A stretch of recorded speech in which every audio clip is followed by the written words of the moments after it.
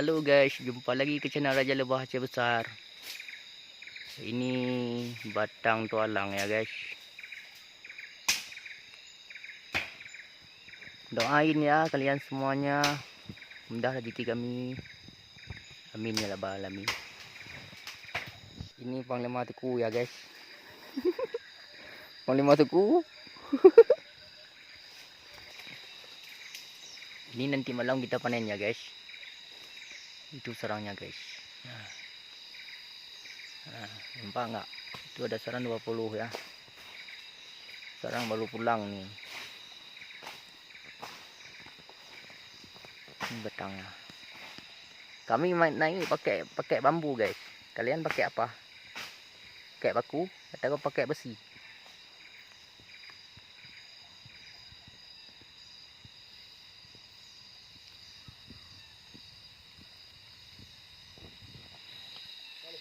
Ya.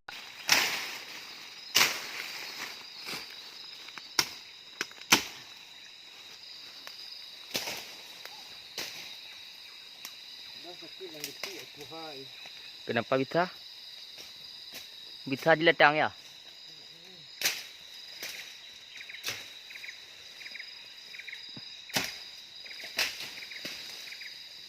Maaf ya guys, ini kamera agak kabur sedikit karena bukan kamera efeknya.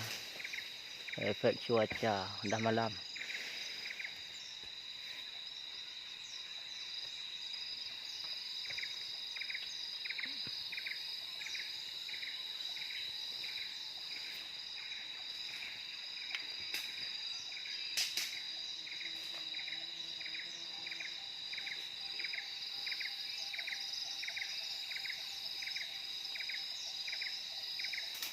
Ini ciraci ya guys, tebing tinggi.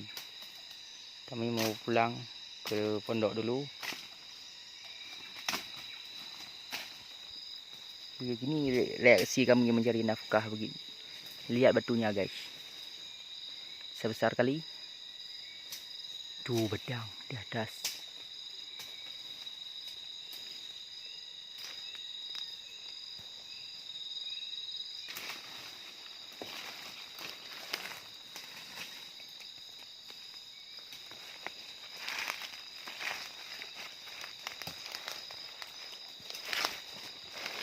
Hutan Selawah Agam Aceh Besar. Hutan pura man.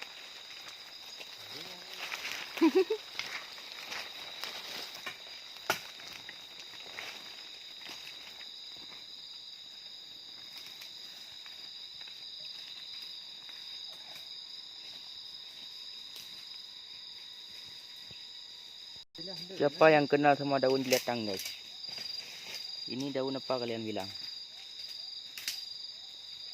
Daun setan. Siapa yang tahu batang ini, daun ini? Tolong di komentar ya. Batang apa ini namanya kalau bahasa kalian?